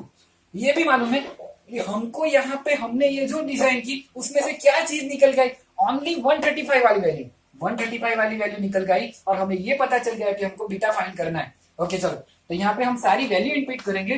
तो V B is equal to 51 sine, ये आपको पता चलता है 90 प्लस, वो आपने यूनिट सर्कल पढ़ा हुआ है, यूनिट सर्कल अगर नहीं पढ़ा है तो बाद में देख लेंगे, आप कहीं से भी ढूंढ लेना। 90 प्लस 45 और 135, साइन की 135 की वैल्यू जो होगी वो साइन की 45 की वैल्यू होगी ना, वही होगी, और साइन 45 की वैल्यू आती है 1/√2। ओके, ये कैसे होती है अगर आपको जानना है तो यूनिट सर्कल वाला कोई भी एक वीडियो देखेगा, कुछ ये पूछेगा, या फिर मैं बाद में बता दूंगा, अभी टाइम नहीं है। विंड की स्पीड कौन सी है, 72, प्लस बी कितना दिया फिर से 51। देखो मैं यहाँ पे फिंगर रख के लिख रहा हूँ डेटा, आपको भी ये देखना है ध्यान से। और cos 90 प्लस 30 की वैल्यू आती है, जो साइन की आती है वो भी वही, बस माइनस आएगा 1/√2। ओके, क्योंकि cos 90 plus second unit second quadrant में cos होता है नेगेटिव, इसलिए नेगेटिव हो जाएगा। ओके, हमने एकदम परफेक्ट कैलकुलेशन की हुई। अभी ये कैलकुलेशन कैसे करेंगे, मैंने क्या बोला, एलसीएम नहीं लेना, जो डिनोमिनेटर है उसको डायरेक्ट यहाँ पे मल्टीप्लाई कर दो, उसको लिख दो ऐसे ही, तो ये हो जाएगा 51/√2, नीचे हो जाएगा 72 इंटू √2 माइनस 51, माइनस बाहर आ जाएगा, माइनस प्लस माइनस हो जाएगा माइनस 51, और यहाँ पे फिर से √2। तो अभी ये देखो, डिनोमिनेटर का √2 नॉमिनेटर में चला जाएगा, नॉमिनेटर में जो डिनोमिनेटर है उसका √2 नीचे आ जाएगा। अभी देखो ये एक चीज एक बार फिर से समझ लो, x/y और a/b है, तो हम क्या करेंगे, डिनोमिनेटर का डिनोमिनेटर को ऊपर ले जाएंगे और ऊपर जो नॉमिनेटर में जो डिनोमिनेटर है वो नीचे ले आएंगे, तो यहाँ पे हो क्या जाएगा, x into B upon a into Y. Okay, समझ में आ रहा है, तो वही कर रहा हूँ, √2 ऊपर वाला नीचे आ रहा है, नीचे वाला √2 ऊपर जा रहा है, तो वो दोनों कैंसिल हो जाएंगे। तो हमारे पास क्या रह गया, 51/72 इंटू √2 माइनस 51। अब ये कैलकुलेशन तो आप कर सकते हो, अभी जो कैलकुलेशन करके ये जो आंसर आएगा वो फाइनल आंसर नहीं आ रहा है, वो जो भी आंसर आएगा वो अभी tan बीटा का ही आंसर आया, देखा, पता चल रहा है कितना लंबा कैलकुलेशन है। ओके, तो ये इसीलिए आईएमपी क्वेश्चन है, जो भी आंसर आएगा वो tan बीटा का आएगा। फिर क्या करना है, tan बीटा के अंदर वो नेचुरल टेंजेंट में जाने का, नेचुरल टेंजेंट में इसकी जो भी वैल्यू आती है हमको फाइंड करनी है, वो जो वैल्यू आएगी उसके हिसाब से tan बीटा में से हमको बीटा निकालना है, और मुझे आंसर पता है इसका, ये आईएमपी क्वेश्चन मैंने किया हुआ है, 41.1 डिग्री या फिर 40 डिग्री और 1 मिनट, ऐसा कुछ आंसर आएगा। आपको ये जो है कैलकुलेशन करनी है, उसको नेचुरल टेंजेंट के अंदर देखना है, आपको पता चल जाएगा कि कौन सी वैल्यू आ रही है। ओके चलो, तो ये एक बहुत ही आईएमपी क्वेश्चन था, आईएमपी टिक कर दीजिएगा और ध्यान से फिर से अगर रिवर्स कर करके भी देखिएगा। ओके, मैं इरेज करने वाला हूँ, आप पॉज करके देख लेना। ओके ओके, चलो अभी हमारा टाइम भी बहुत ज्यादा हो रहा है, 1 आवर होने को आया है, हम स्पीड में थोड़े कैलकुलेशन और देते हैं। जो भी रह जाएगा इस एक्सरसाइज में से, जो भी रह जाएगा वो हमारा ट्यूसडे या वेडनेसडे को लाइव लेक्चर होने वाला है, भूल से भी मिस मत करिएगा। उस दिन हम सारे जितने भी रह गए जो थियोरेटिकल टाइप क्वेश्चन है वो सब एक साथ कवर अप करने की कोशिश करेंगे। ओके चलो, हम क्वेश्चन नंबर 15 पे आए हैं, अभी भी जितना हो सकता है हम करेंगे, जितना लेंथ बढ़ा सकते हैं। ओके, उसके बाद रहने देते हैं, अभी तीन चार क्वेश्चन करते हैं, उसके बाद रहने देते हैं। ओके, और थोड़ा स्पीड में जाऊंगा। अब यहाँ पे पूरा अटेंशन आपका यहाँ पे रखिएगा। ओके, मैंने चाक कहाँ रख दिया, ओके मेरे से गलती से चौक कहीं और रख दिया था। ओके चलो चालू करते हैं, number 15। Okay, let's start. The ceiling of the, यहाँ पे है ना द सेलिंग और ये सब है, मतलब कि वो कौन सा क्वेश्चन, ओके यहाँ पे पढ़ते बाद में बस बात करता हूँ। The ceiling of a long hall is 25 metre height. Okay चलो, तो हम लॉन्ग हॉल बनाते हैं, ये अपना इतना लंबा हॉल है, ऐसे ये बीम है यहाँ पे, और यहाँ पे एक और बीम है, अच्छे से बीम को ड्रॉ करते हैं, और ये जो हाइट है हमारी, वो कितनी दी हुई है, 25 मीटर, ये हमारा बीम है। Okay, it's 25 metre. Now what is the maximum horizontal distance that a ball can throw with a speed of 40 meter per second can go without hitting the ceiling of the hall? Okay, ये क्या बोला, यहां से हम एक ball को throw करेंगे, वो यहां से मैक्सिमम सेलिंग की हॉल की हाइट मैक्सिमम जो है वहां तक जाना चाहिए, मैक्सिमम हाइट तक जाना चाहिए, और विदाउट हिटिंग होने की जस्ट पॉइंट से वहां से निकल के यहां से यहां तक, मतलब कि सेल ये जो लेंथ है मैक्सिमम वो कितना जाएगा। ओके, तो ये कितना मैक्सिमम ट्रैवल करेगा वो हमको रेंज फाइंड करनी है, ये वो प्रोजेक्टाइल मोशन की थियरी के ऊपर से कैलकुलेशन है। ओके चलो, तो हमको मैक्सिमम हाइट पता है, उसे हम एच कहते हैं या फिर एच एम कहते हैं, मैक्सिमम हाइट हमको मालूम है, हमको थीटा नहीं मालूम है, थीटा 0 नहीं मालूम है, वेलोसिटी चलो हमको क्या क्या मालूम है, डेटा वो लिखते हैं, एच एम हमको दिया हुआ है 25 मीटर, कितनी इनिशियल वेलोसिटी से जा रहा है, कहाँ गया 40 मीटर पर सेकंड, और दूसरा क्या डेटा दिया हुआ है 40 मीटर पर सेकंड। ओके, यही दो डेटा, वेलोसिटी इनिशियल वेलोसिटी से 40 मीटर पर सेकंड। चलो, तो हमको ये दो डेटा दिया हुआ है। अभी हम क्या करते हैं, हमको रेंज फाइंड करनी है, हमको हाइट दी हुई है, तो दोनों की इक्वेशन लिख देते हैं। बाद में चेक करेंगे कि कैसे फाइंड करना है। ओके चलो, तो H M is equal to, ये आपको फॉर्मूला याद है? अगर आपको ये रिमेंबर नहीं है तो इसीलिए बोल रहा हूँ कि थियरी को परफेक्ट प्रिपरेशन करो, बाद में ये कैलकुलेशन देखो। अगर ये मैं अपने आप से लिख रहा हूँ, आपको कभी कॉन्फिडेंस नहीं आएगा कि मुझे सम्स आ रहे हैं। Okay, we zero square sine theta zero square upon 2g, ये फॉर्मूला हमारी एच एम मैक्सिमम की। ओके, और दूसरा आर की फॉर्मूला क्या है? आर की फॉर्मूला वी जीरो स्क्वायर आता है, वी जीरो नहीं, v zero sine 2 theta zero upon 2g, यही फॉर्मूला है ना? वी जीरो का स्क्वायर आ रहा है। ओके चलो, वी जीरो का स्क्वायर आता है, मुझे परफेक्ट रिमेंबर नहीं, ये आता है मुझे, मतलब मालूम है जहां तक। तो ओके चलो, अगर हमको आर ही फाइंड करना है तो हम स्टार्टिंग आर से ही करेंगे। हम देखेंगे कि क्या क्या दिया हुआ है, क्या क्या नहीं दिया हुआ है। ओके चलो, वी जीरो स्क्वायर हमको दिया हुआ वी जीरो। ओके, 2 इंटू जी की वैल्यू, जी की वैल्यू हम कितनी लेंगे? 9.8, जी की वैल्यू आएगी 9, जी की वैल्यू आएगी 9.8 metre per second square, gravitational constant. Okay, ये तो आपको पता है ना, ऐसे ग्रेविटेशनल एक्सेलरेशन जो होता है उसकी वैल्यू है। ये 9 और जी मेरा एक जैसा दिख रहा है, मैं ऐसा लिखता हूँ जी। ओके चलो, ये जी है और ये मेरा 9 है। चलो, तो जी की वैल्यू मालूम है, वी जीरो की वैल्यू मालूम है, थीटा जीरो की वैल्यू नहीं मालूम है। मैंने पहले ही बोला थीटा जीरो नहीं दिया, तो थीटा जीरो नहीं दिया, इसके लिए कुछ तो दिया हुआ है, एच दिया हुआ है। तो अब इसके अंदर देखेंगे कि हम थीटा जीरो ला सकते हैं कि नहीं। देखो, वी जीरो की वैल्यू मालूम है, 2h की वैल्यू भी मालूम है, एच की वैल्यू भी मालूम है, साइन थीटा जीरो नहीं पता है, तो इसके अंदर से साइन थीटा जीरो में से हम साइन थीटा निकाल लेंगे। ओके, साइन थीटा में से हम थीटा निकालेंगे, थीटा जो भी आएगा उसको यहाँ पे इनपुट करेंगे। तो थीटा रखने के बाद जो भी साइन की वैल्यू आती है वो सारी वैल्यू हमको मालूम है, तो फिर हमको कैलकुलेशन करनी है। तो ये जो मैंने आपको अभी एक्सप्लेन किया वो था फिजिक्स के हिसाब से थियोरेटिकल पोर्शन। अब हम बाकी क्या रहेगा? Mathematical calculation. ओके, तो हम क्या करेंगे? हमको थीटा नहीं मालूम है, क्वेश्चन इक्वेशन नंबर 1 ये होगा, हमको इसके अंदर थीटा नहीं मालूम है, इसीलिए हम इक्वेशन नंबर 2 का यूज करेंगे थीटा फाइंड करने के लिए। तो देखो, मैं डायरेक्टली साइन थीटा जीरो को ही अलग कर ले रहा हूँ। तो 2ghm, अभी तो आपको पता है डिनोमिनेटर ऊपर जाएगा, नोमिनेटर नीचे आएगा। V zero v zero square sine theta zero का square. If we want to find only sin theta, we have to under root it from both the side, square and square root are cancelled, then sin theta 0 is equal to 2ghm अपन v0 square। Okay, अभी भी हमको सिर्फ sine theta ही find करना है, पर मैं क्या कर रहा हूँ, साइन थीटा और कॉस थीटा दो चीजें बना रहा हूँ। ओके, देखिएगा, हमें साइन थीटा मिल गया, अगर हमको कॉस थीटा बनाना है साइन थीटा में से, तो sine square theta plus cos square theta is equal to 1।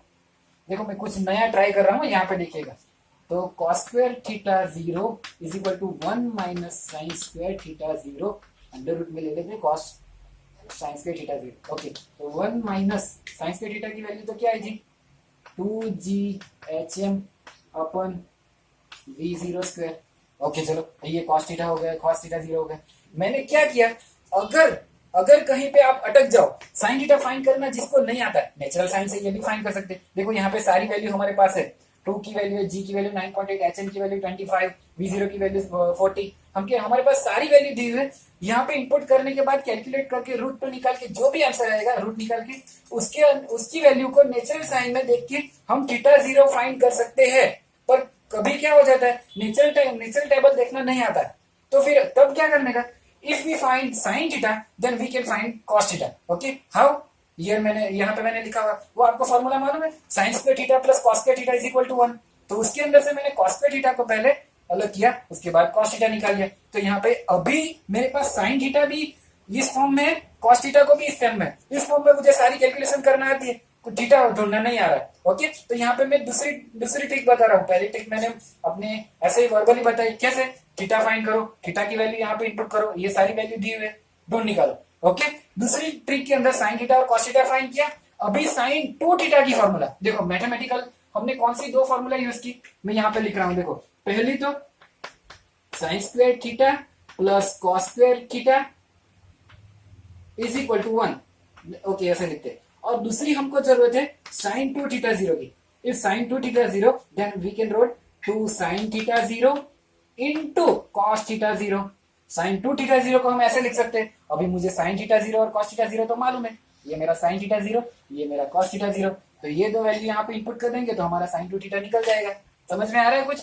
Okay, तो चलो, अभी लिखेंगे तो v0 स्क्वायर अपन 2g। इसके अंदर मैं डेटा इनपुट करके कैलकुलेशन नहीं कर रहा हूं, मैं आपके लिए छोड़ रहा हूं। आप डेटा इनपुट करिए, कैलकुलेशन करिए और चेक करिए आपका आंसर पीछे वाले आंसर से मैच होता है कि नहीं। आपकी बुक के अंदर पीछे आंसर दिए होते हैं। ओके, साइन 2 थीटा की जगह पे क्या लिख रहा हूं, 2 sine theta 0 into cos theta 0। Okay, अभी हमको क्या करना है, साइन थीटा 0 और कॉस थीटा 0, ये 2 2 कैंसिल हो जाएगा। साइन थीटा 0 और कॉस थीटा 0 की वैल्यू हमको मालूम है, ये तो वैल्यू हम इनपुट कर देंगे वहां पे। हमारे पास जगह वहां पे नहीं है, इसीलिए मैं यहाँ पे लिख रहा हूं, देखना। तो r is equal to, attention पूरा यहाँ चाहिए, v0 square upon g, sine theta 0 की जगह पे ये लिखेंगे √2 में 2ghm अपन v0 स्क्वायर, और cos थीटा 0 की जगह पे ये लिखेंगे रूट के अंदर 1 माइनस 2ghm अपन v0 स्क्वायर। ओ, पूरा v0 स्क्वायर इसके नीचे है, नहीं है, देखो पूरा v0 स्क्वायर चाहिए तो क्या करने का, यहाँ पे मल्टीप्लाई कर दो। तो यहाँ पे मैं मल्टीप्लाई कर देता हूँ v0 स्क्वायर, तो पूरे नीचे v0 स्क्वायर हम लिख सकते हैं। ये सारे डेटा आपको इनपुट करना है यहाँ पे और कैलकुलेशन करनी, आर की वैल्यू आपको खुद से फाइंड करनी है। आंसर नहीं आएगा तो मुझे बताइएगा, मैं आपको कैलकुलेशन करके दूंगा। ओके चलो, तो ये हो गया, हम थोड़ा स्पीडी जा रहे हैं, ये समझ में आया ना।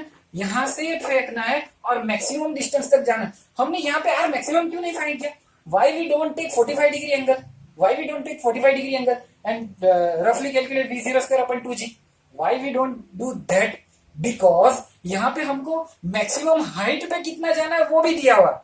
समझ में आ रहा है, अगर हमको पहली प्रायोरिटी ये है कि मुझे मैक्सिमम हाइट तक पहुंचाना है, बाद में मैक्सिमम रेंज कितनी मिल रही है, तो हमें यहीं से ये इस तरीके से ही करना है। और अगर ऐसे पूछा गया क्वेश्चन कि अगर जो मैं मैक्सिमम डिस्टेंस ट्रैवल कर रहा हूं तब मेरी मैक्सिमम हाइट कितनी है, अगर मैं किसी बॉल को किक करता हूं और मैं मैक्सिमम 100 मीटर ट्रैवल कर रहा हूं तब मैंने कितनी हाइट अचीव की, तब हम मैक्सिमम के लिए तब हम थीटा 45 डिग्री ले लेंगे और उस थीटा को यहाँ पे इनपुट करके तब जब मैंने बॉल को किक किया, तो जब मैंने मैक्सिमम रेंज का ट्रैवल किया तब मैंने मैक्सिमम हाइट कितनी हासिल की वो फाइंड करने के लिए तब यहाँ से यहाँ उल्टा आएंगे। समझ में आ रहा है, शायद ऐसा क्वेश्चन भी आएगा। ओके चलो नेक्स्ट, पॉज करके लिख लीजिएगा जो भी मैंने किया। और यहाँ पे मैंने दूसरी ट्रिक यूज की हुई है, आप थीटा ढूंढ के भी कर सकते हो और वेरीफाई कर सकते हो दोनों से आंसर सेम आ रहा है कि नहीं आ रहा है। ओके, टाइम निकाल के करिएगा, ये आपको ज्यादा खुशी देगा। चलो अभी नेक्स्ट क्वेश्चन देखते हैं। नेक्स्ट क्वेश्चन कौन सा है, क्वेश्चन नंबर 16। ओके चलो यहाँ पे ध्यान दीजिएगा, बोर नहीं होना, यहाँ पे ध्यान देना है। ओके चलो, a cricketer can throw a ball to a maximum horizontal, अरे जो बोला वही है, cricketer can throw a ball to a maximum horizontal distance of 100 metre. तो वो क्या बोल रहे हैं, क्रिकेटर यहाँ पे जो क्रिकेटर दिया हुआ है वो मैक्सिमम हॉरिजॉन्टल में कितना बॉल को थ्रो कर सकता है, 100 मीटर तक। अब उसकी रेंज मैक्सिमम, अब ये आर मैक्सिमम हो गया, वो कितना दिया हुआ है, आर मैक्सिमम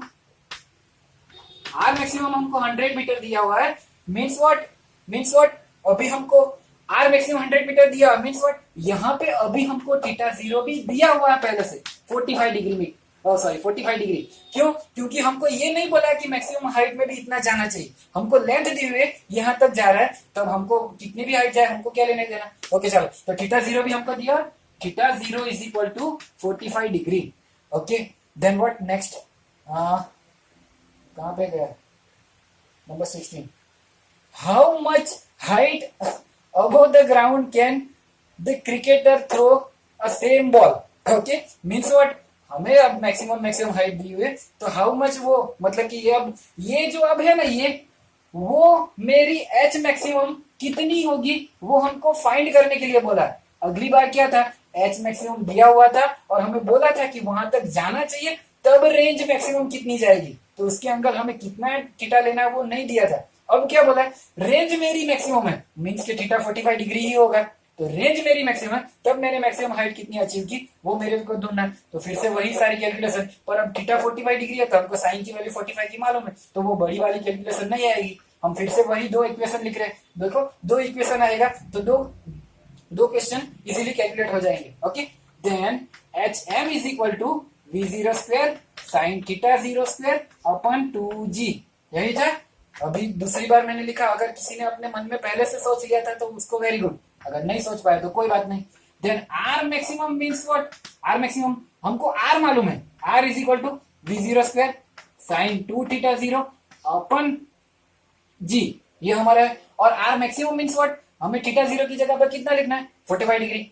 अगर हम साइन थीटा की जगह पे 45 लिखेंगे, देखो मैं डायरेक्ट बोल रहा हूँ, हमको आर मैक्सिमम की भी डायरेक्ट फॉर्मूला मालूम है, ये आएगा वी जीरो स्क्वायर अपन जी, यही आएगा ना। ओके मैंने कुछ तो यहाँ पे 2g आता है, ऐसा कुछ है। अगर मेरी कैलकुलेशन में कोई गड़बड़ी है तो आप फॉर्मूला देख लीजिएगा। ओके तो r is equal to we zero square sine 2 theta upon g आ रहा है। तो यहाँ पे हम थीटा की जगह पे मैक्सिमम के लिए 45 डिग्री लिखेंगे। अगर यहाँ पे 45 डिग्री लिखेंगे तो 45 इंटू 2 जार 90 degree and sine 90 degree value are 1। तो साइन 90 डिग्री की वैल्यू अगर 1 हो जाएगी तो ये निकल जाएगा 1, तो बचेगा क्या, R maximum is equal to we zero square upon g. Okay तो ये आर मैक्सिमम की value v zero square upon g है। तो हम यहाँ पे v zero square upon g की जगह पे, ये देखो यहाँ पे ऐसा है 2g, तो यहाँ पे ये जो दिख रहा है v zero square upon g की जगह पे आर मैक्सिमम लिख सकते हैं। तो यहाँ पे मैं लिख दे रहा हूं R maximum and sine 45 degree square upon 2। Okay मैंने क्या किया, R maximum sine 45 degree upon 2, ये देखो मैंने लोचा किया था, यहाँ पे 2 आता है, मेरे को अभी याद आ गया। ओके तो यहाँ पे भी 2 आएगा, तो ये 2 निकल जाएगा।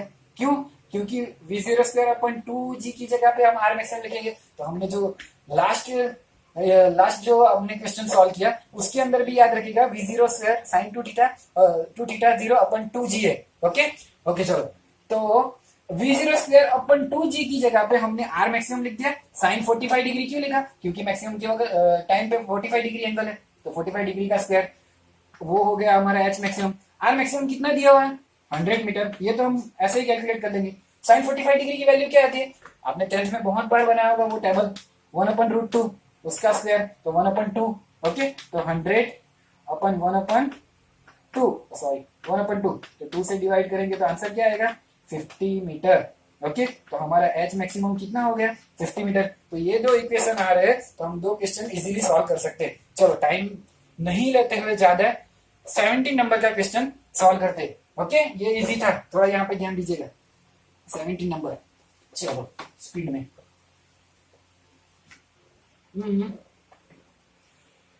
A stone tied to a end of the string 80 centimeter long. It's ये क्या है, wheel in a horizontal circle with a constant speed. Okay ये क्या बोल रहा है, ये मैं आपको यहाँ पे लिख के देगा, आप यहाँ पे क्वेश्चन पढ़ते रहिएगा। यहाँ पे एक स्टोन है जो स्ट्रिंग से उसे टाइट किया हुआ है, उसकी लेंथ कितनी है 80 सेंटीमीटर। मतलब क्या, अभी हम अगर इसे सर्कुलर में व्हील करवाएंगे तो हमारी रेडियस हो जाएगी 80 सेंटीमीटर। पहले हमने ये ड्रॉ किया, इससे हमें पता चला कि ये रेडियस है। अब इसका हम 70 नंबर क्वेश्चन, अब इसका हम रेडियस लिख रहे हैं 80 सेंटीमीटर। क्वेश्चन के अंदर डायरेक्ट 80 सेंटीमीटर रेडियस नहीं दिया, इसको स्टोन से टाइट करके इसको सिर्फ घुमा रहे हैं ऐसे, तो इसे पकड़ के ऐसे ऐसे ऐसे घुमा रहे हैं। ओके देन अगर हमने फिगर ड्रॉ की तो हमें पता चला रेडियस हो रही है 80 सेंटीमीटर। अभी कांस्टेंट स्पीड से, कांस्टेंट वेलोसिटी से ये हम let's say it's V velocity से वी, अगर सर्कुलर में तो ओमेगा आएगा। ओके ओमेगा जितनी वेलोसिटी से ये देखो, अभी और टाइप के क्वेश्चन आए, ओमेगा जितनी वेलोसिटी से हम घुमा रहे हैं इसको। Then where if the stone makes 14 revolution in 25 seconds, what is the magnitude and direction of acceleration of the stone? Okay तो हमें मैग्नीट्यूड और डायरेक्शन दोनों फाइंड करना है। ओके चलो, तो ये जो दिया है 14 रिवॉल्यूशन, ये देखो 14 रिवॉल्यूशन पर 14 रिवॉल्यूशन कितना टाइम में, क्वेश्चन ही घूम जाता है, 25 सेकंड इन 25 सेकंड। ओके ये बहुत काम की चीज है। ये कैसे काम करेगा, यहाँ से हम बहुत सारी चीजें निकाल सकते हैं, वो कैसे मैं आपको बाद में बताता हूँ। ओके चलो देन कहां से शुरू करते हैं, हमको क्या पूछा है एसेलरेशन, सेंट्रीपिटल एसेलरेशन आएगा, तो उसकी फॉर्मूला क्या आएगी, एक तो वी स्क्वायर अपन आर और दूसरी आ सकती है आर ओमेगा स्क्वायर। आप किसी के भी ऊपर से निकाल सकते हो, वी स्क्वायर अपन आर और आर ओमेगा स्क्वायर। हमको रेडियस मालूम है, ढूंढने के अंदर हमको रेडियस मालूम है, यहाँ पे हमको इंस्टेंटेनियस वेलोसिटी ढूंढनी पड़ेगी, यहाँ पे हमको ओमेगा ढूंढना पड़ेगा। ओके, तो हम ओमेगा से करते हैं क्योंकि ओमेगा का एक फॉर्मूला है जो इजीली कैलकुलेट होता है। वी से कैसे किया जाता है वो भी मैं आपको बताता हूँ, आपको जितने भी मेथड यूज करनी है आप कर सकते हो। ओके, ओमेगा की दो फॉर्मूला है, 2π/t। ओके, ये टी क्या है, टाइम क्या है, ये टाइम कौन सा है, वन रिवोल्यूशन कंप्लीट करने के लिए लगने वाला time. Okay, one revolution complete करने के लिए जो टाइम लगता है वो है ये टी। 2π जितना रेडियन में, 2π डिग्री में बोलो तो 360 डिग्री, रेडियन में बोलो तो 2π जितना रेडियन। ओमेगा की ये फॉर्मूला पता है आपको, omega is equal to θ/t, angular displacement upon time. Okay, तो अगर मैं एंगुलर डिस्प्लेसमेंट वन रिवोल्यूशन जितना लेता हूं तो एंगुलर डिस्प्लेसमेंट वन रिवोल्यूशन जितना रेडियन के अंदर क्या आएगा, 2π। तो one revolution angular displacement radian के अंदर लिया, तब टाइम कितना हुआ, तो उस टाइम को हम टी बोलते हैं। तो ओमेगा की फॉर्मूला क्या है, 2π/t। ओके, और it's can be written 2π mu, और ये म्यू क्या है, ये इसकी फ्रीक्वेंसी, 1/टाइम को फ्रीक्वेंसी बोले जाता है, टाइम 1/टाइम को फ्रीक्वेंसी बोला जाता है। इतना समझ में आ रहा है। तो हम अगर हमें ओमेगा चाहिए, देखो यहाँ पे ध्यान दो, हमको एक्सेलरेशन ढूंढना है, एक्सेलरेशन ढूंढने के लिए हमको ओमेगा चाहिए, तो ओमेगा हम ये दो फॉर्मूला के ऊपर से फाइंड कर सकते हैं, या फिर यहां से भी डायरेक्ट हो सकता है। हमको कितना रिवोल्यूशन होता है हमको वो भी पता है, कितना टाइम लग रहा है हमको वो भी पता है, हम डायरेक्टली ये पुट करके भी ढूंढ सकते हैं। ओके चलो देन, ओके, तो हम यहाँ से ढूंढे, यहाँ से ढूंढे, कहीं से भी ढूंढे, ओमेगा ढूंढना है, ओमेगा की वैल्यू यहाँ पे इनपुट करेंगे तो एक्सेलरेशन मिल जाएगा। ओके चलो देन, देखो यहाँ से भी बता रहा हूँ, यहाँ से भी बता रहा हूँ, यहाँ से भी बता रहा हूँ, तीनों के ऊपर से देखते हैं। और फोर्थ टाइप क्या है, हम वी ढूंढेंगे, वी कैसे ढूंढना है वो भी देखेंगे। ओके चलो, 14 रिवोल्यूशन, देखो मैंने बोला ना ये टर्म बहुत काम की। चलो ये मैं इसको कहाँ पे लिखता हूँ, यहाँ पे लिखता हूँ, हमको अच्छे से समझना है। 14 रिवोल्यूशन इन 25 सेकंड, 14 रिवोल्यूशन अगर 25 सेकंड में हो रहा है, अगर हमको ये थीटा ढूंढना है, थीटा, तो थीटा क्या है, मेरे रिवोल्यूशन कितने हुए वो है, theta means angular displacement, angular displacement means what, कितने रिवोल्यूशन हुए। ओके, तो रिवोल्यूशन कितने हुए, 14 रिवोल्यूशन, पर उसके अंदर डिस्प्लेसमेंट कितना हुआ, एंगुलर डिस्प्लेसमेंट। अगर मैं स्टेप लिखता हूं, अगर वन रिवोल्यूशन के अंदर हमारा एंगुलर डिस्प्लेसमेंट 2π होता है, देखो यहां से लेके यहां तक वन रिवोल्यूशन अगर रिवोल्यूशन हुआ तो एंगुलर डिस्प्लेसमेंट कितना होगा, 2π। तो हमारा रिवोल्यूशन कितना होगा, 14 रिवोल्यूशन, तो हमारा डिस्प्लेसमेंट कितना होगा, तो 14 टू 28π, तो हमें थीटा मिल गया 28π, 28π अपन कितना टाइम कितना टेकन हुआ 14 रिवोल्यूशन करने में, 25 सेकंड, तो डिवाइड बाय 25, तो ये हमारा हो गया ओमेगा 2π 28π/25। इसका कैलकुलेशन करो, जो आंसर आएगा वही यही ओमेगा से यहां से भी आएगा।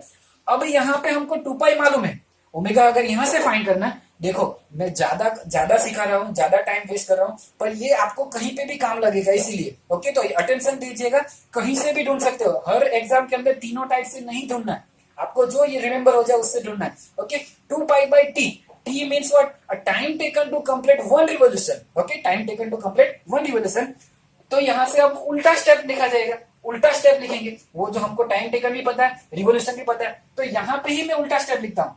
अभी यहाँ पे मुझे वन रिवोल्यूशन का टाइम चाहिए, तो मैं क्या लिख रहा हूं, अगर 14 रिवोल्यूशन उल्टा 25 सेकंड में 14 रिवोल्यूशन हो रहे हैं, मैंने कुछ गलती कर दी, ओके टाइमर ढूंढना है ना, उल्टा ही लिखना बरोबर। ओके, अगर 14 रिवोल्यूशन के लिए 25 सेकंड हो रही है, तो वन रिवोल्यूशन के लिए कितनी सेकंड होगी, और वन रिवोल्यूशन के लिए कितना टाइम लगेगा।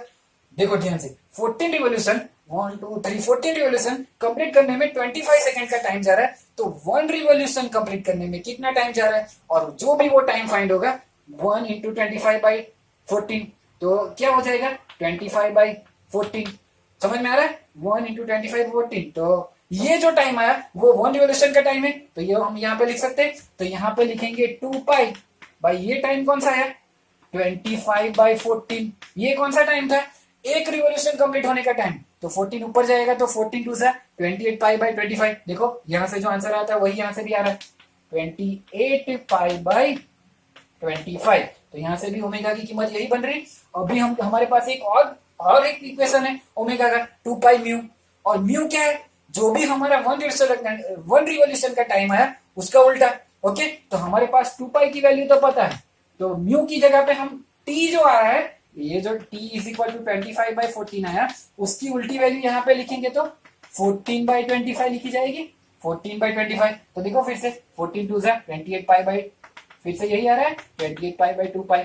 तो हम तीन तरीके से ओमेगा फाइंड कर सकते हैं।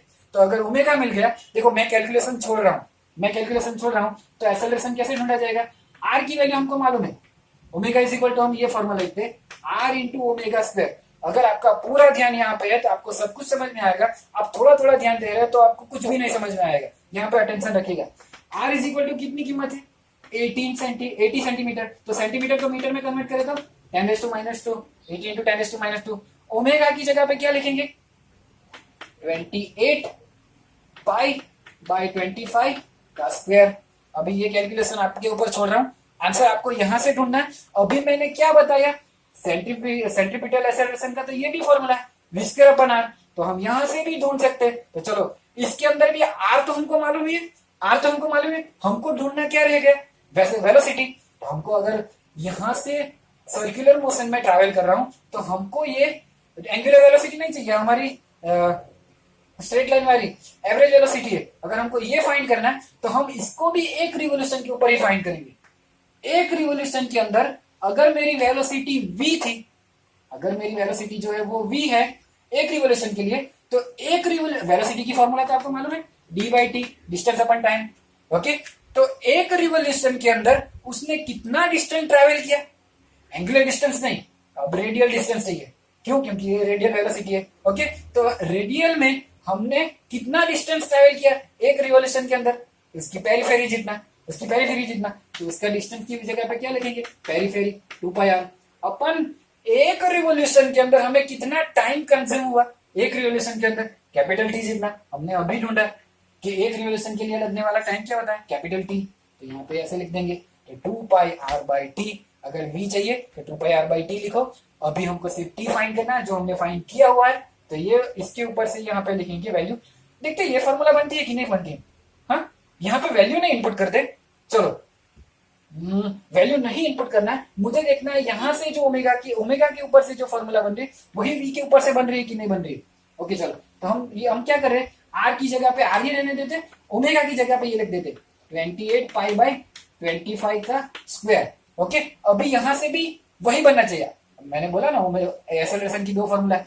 ओके चलो, तो ये v वाली वैल्यू यहाँ पे इनपुट करेंगे और उसको कहाँ पे कैलकुलेट करें पर इस सर्कल के अंदर। देखो यहाँ पे ये मैं इरेज कर रहा हूँ, देखिए हाँ, a is equal to v²/r था।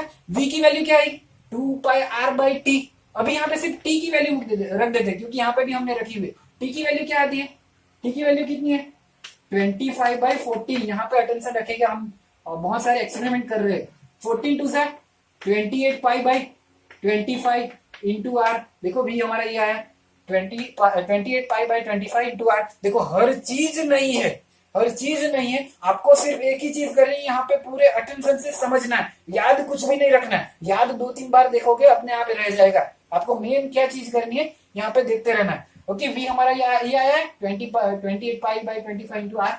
तो v की जगह पे ये लिखेंगे तो हमारा हो जाएगा 28 पाई बाई 25 इंटू आर का स्क्वायर अपन 1r। यहाँ पे बचा r का स्क्वायर और ये अलग अलग कर ले तो 28 पाई बाई 25 का square r square upon r। एक r कैंसिल हो गया तो क्या बना? r into 25 by pi into 25 pi by 28 pi by square. देखो ये जो फॉर्मूला बनी हमारी r की, यही हमने एंगुलर वेलोसिटी से भी बनाई हुआ, r into 28 pi by 25 into r। तो यहाँ पे हमने 4 मेथड सीखी यही एक्सेलरेशन ढूंढने की। ओके, क्या थी? एक ओमेगा फाइंड करना, ओमेगा फाइंड करने की 3 मेथड, 2π/t, 2π μ या फिर omega is equal to θ/t। अब हर बार ये नहीं करना है, हर बार आपको चेक करना है कि आपको कौन सी इजी रहेगा, आपको कौन सी स्पीड से आएगी, उसी से आपको ओमेगा फाइंड करना। ओमेगा फाइंड कर उसकी वैल्यू रखो, एक्सेलरेशन मिल जाएगा। अभी मैंने एक भी जगह पे कैलकुलेशन नहीं की, आपको कैलकुलेशन करके आंसर लाना है। ओके, यहाँ से भी हमने एक ढूंढा, ये फर्स्ट मेथड। अभी चलो जल्दी जल्दी इसको इरेज करना है। उससे पहले अगर नेक्स्ट क्वेश्चन भी इसी के ऊपर से, तो हम इसको इरेज करके देखेंगे, फटाफट यहाँ से पढ़ लेते हैं। हमारा कौन सा क्वेश्चन है? 18 नंबर।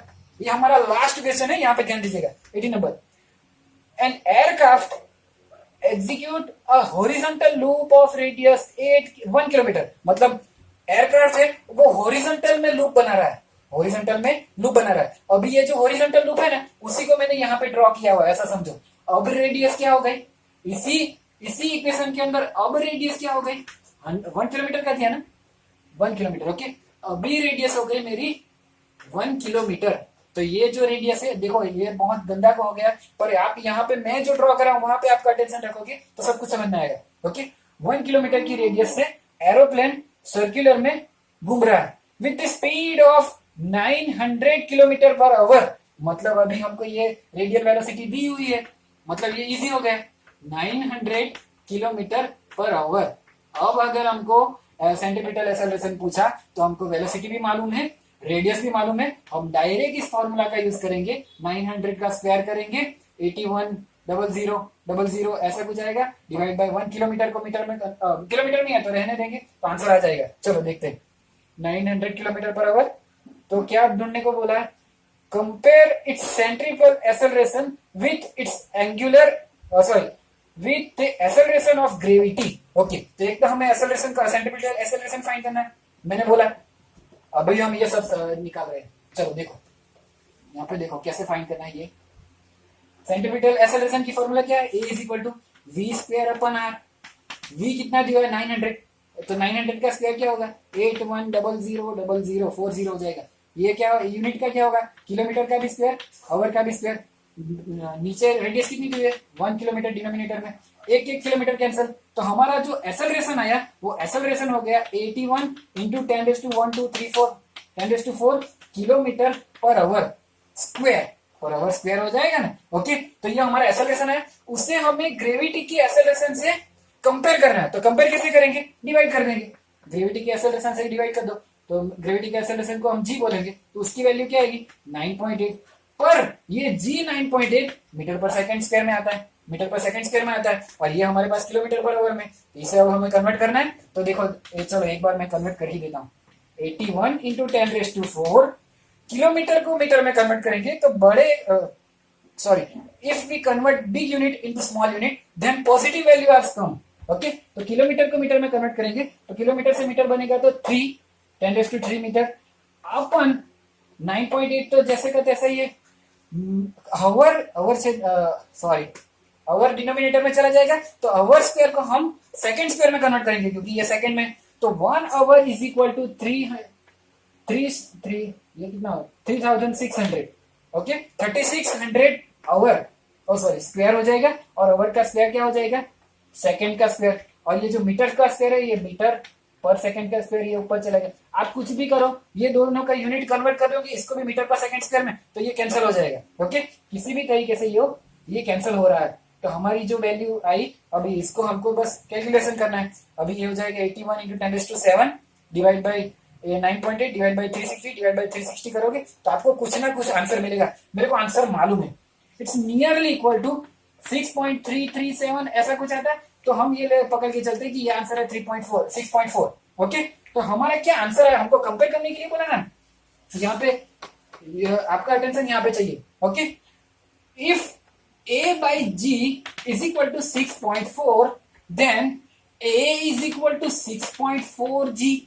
ओके, 6.4g मीन्स यहाँ से हम क्या बोल सकते हैं कि एरोप्लेन जो सर्कुलर में घूम रहा है उसका एक्सेलरेशन ग्रेविटी के एक्सेलरेशन से 6.4 टाइम्स ज्यादा है।